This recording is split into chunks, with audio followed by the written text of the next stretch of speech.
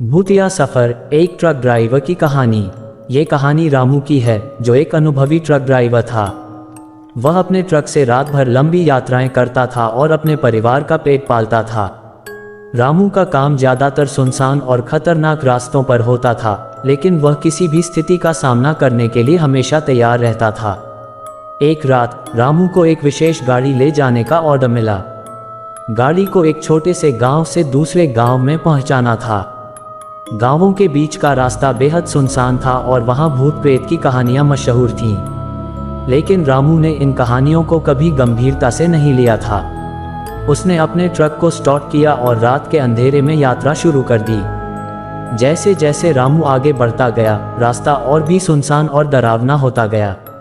अचानक उसे सड़क के किनारे एक औरत खड़ी दिखाई दी। वह सफ़ेद साड़ी पहने हुए थी और उसकी आंखें बड़ी और चमकदार थीं। रामू ने उसे इग्नोर करने का फैसला किया और ट्रक को तेज़ गति से आगे बढ़ाने लगा। लेकिन जैसे ही वह आगे बढ़ा, वह औरत अचानक ट्रक के सामने आ गई।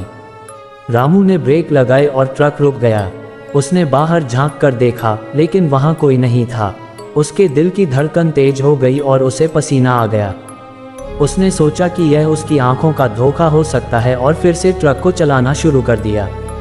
लेकिन अब उसके मन में डर ने घर कर लिया था। कुछ दूर आगे बढ़ने के बाद रामू को फिर वही औरत दिखाई दी। इस बार वह ट्रक के ठीक सामने खड़ी थी और उसकी आंखों से खून निकल रहा था। रामू की हिम्मत जवाब देने लगी और उसने ट्रक को वापस मोड़ने का फैसला किया। लेकिन जैसे ही उसने ट्रक मोड़ा, वह औरत ट्रक के अंदर आ गई और रामू के सामने बैठ गई। रामू का चेहरा सफ़ेद पड़ गया और वह कांपने लगा। औरत ने एक भयानक आवाज़ में कहा, तुम्हें इस रास्ते से वापस नहीं जा सकते। तुमने मेरी आत्मा को परेशान किया है और अब तुम्हें इसकी सजा मिलेगी। रामू ने हिम्मत जुटाकर पूछा, तुम कौन हो और मुझसे क्या चाहती हो? औरत ने अपनी दर्द भरी कहानी सुनाई। वह एक समय पर इस गांव की निवासी थी और उसकी शादी जबरदस्ती कर दी गई थी। उसके पति ने उसे मार डाला और उसकी आत्मा अब इस रास्ते पर भटक रही थी, न्याय की तलाश में। रामू ने उसकी कहानी सुनकर उसके लिए प्रार्थना की और वादा किया कि वह गांव के लोगों को उसकी कहानी बताएगा और उसकी आत्मा को शांति दिलाने का प्रयास करेगा। औरत ने उसकी बात सुनी और अचानक गायब हो गई। रामू ने गांव पहुंचकर लोगों को सारी घटना बताई और औरत की आत्मा के लिए पूजा का आयोजन किया गया। इसके बाद रामू ने फिर कभी उस रास्ते पर कोई भूत नहीं देखा। लेकिन कहानी यहाँ समाप्त नहीं होती। कुछ महीनों बाद रामू को फिर से उसी रास्ते से गुजरना पड़ा। उसने सोचा कि अब उसे किसी भी तरह की परेशानी का सामना नहीं करना पड़ेगा, क्योंकि उसने औरत की आत्मा को शांति दिला दी थी। लेकिन जैसे ही वह उस इलाके में पहुंचा, उसे फिर से वही अजीब और डरावना माहौल महसूस होने लगा। रामू ने अपने ट्रक की गति बढ़ा दी और जल्दी से जल्दी उस जगह को पार करने का प्रयास किया।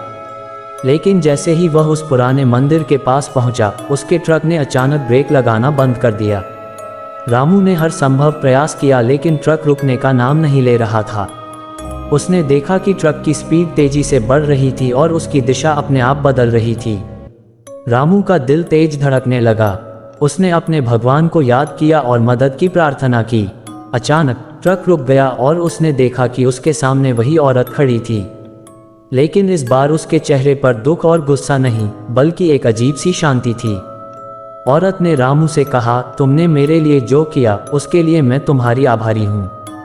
लेकिन मेरी आत्मा को पूरी तरह से शांति नहीं मिली है। मुझे अभी भी न्याय चाहिए।